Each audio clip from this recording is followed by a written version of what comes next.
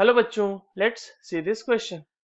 The correct set of four quantum numbers of the valence electron of rubidium atom जिसका atomic number हमारे पास given है that is 37 is. और यहाँ पर बच्चों हमारे पास क्वांटम नंबर के चार अलग अलग ऑप्शंस में चार अलग अलग सेट्स दिए हुए हैं।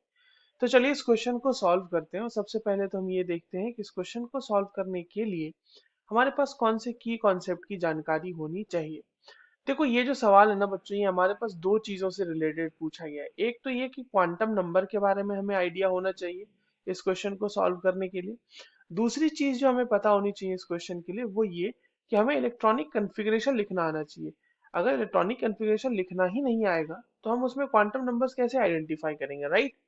तो चलिए सबसे पहले तो हमारे पास जो रुबिडियम दिया हुआ है दैट इज RB37, इसका हम इलेक्ट्रॉनिक कन्फिग्रेशन देखते हैं। देखो इसका इलेक्ट्रॉनिक कन्फिग्रेशन काफी सीधा सरल सा है। क्रिप्टॉन जैसा होता है इसका इलेक्ट्रॉनिक कन्फिग्रेशन, 36 क्रिप्टॉन का होता है तो वहां तक होता है। और उसके अलावा इसमें होता है 5s1, यानी कि अगर आप ध्यान से देखो ये इसका क्या है, वैलेंस शेल। तो इसका वैलेंस शेल जो है वो हो गया आपका 5s1, ठीक है। तो 5s1 के रिलेटेड अब हमें देखना पड़ेगा। एक जस्ट ये है यहाँ पे वैलेंस शेल हो गया। अब देखिए वैलेंस शेल में आपको साफ साफ दिख रहा होगा कि वैलेंस शेल जो नंबर होता है वो हमें किस चीज को डिनोट करता है, वो डिनोट करता है प्रिंसिपल क्वांटम नंबर। तो इसका प्रिंसिपल क्वांटम नंबर हो गया 5। अब प्रिंसिपल क्वांटम नंबर जो 5 है इसकी मदद से हम एजीम्यूथल क्वांटम नंबर निकालेंगे।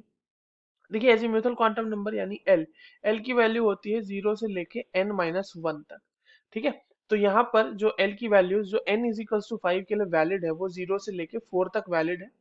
जहाँ पे हमें देखो वैलेंस सेल में कौन सा ऑर्बिटल दिख रहा है, एस ऑर्बिटल, तो उसके लिए एल की जो वैल्यू होती है बच्चों वो होती है 0 उसके करस्पॉन्डिंग। अब क्योंकि एल की वैल्यू 0 है तो उसके करस्पॉन्डिंग एम की जो वैल्यू होगी वो सिर्फ और सिर्फ एक होगी, क्योंकि L sorry M is equals to होता है -L2 प्लस एल, ठीक है। ये हो गया। अब हमारी बात आती है स्पिन क्वांटम नंबर की, तो वो या तो प्लस हाफ हो सकता है या माइनस हाफ हो सकता है। क्योंकि हमारे पास केवल एक इलेक्ट्रॉन है तो इसमें से हम दोनों में से कोई भी उसको असाइन कर सकते हैं। जरूरी नहीं है कि हम उसको प्लस हाफ या माइनस हाफ मान के चले, कन्वेंशनली हम प्लस हाफ मान के चलते हैं, इसीलिए हमारे पास ऑप्शंस में भी plus half plus half plus half दिया हुआ है। तो हमारे पास सेट ऑफ क्वांटम नंबर क्या बन रहा है बच्चों? सेट ऑफ क्वांटम नंबर बन रहा है 5 0 0 और प्लस हाफ। और ये ऑप्शन में कहाँ दिख रहा है हमें? ये दिख रहा है ऑप्शन ए में। So that is our correct answer. I hope you understood this well. All the very best.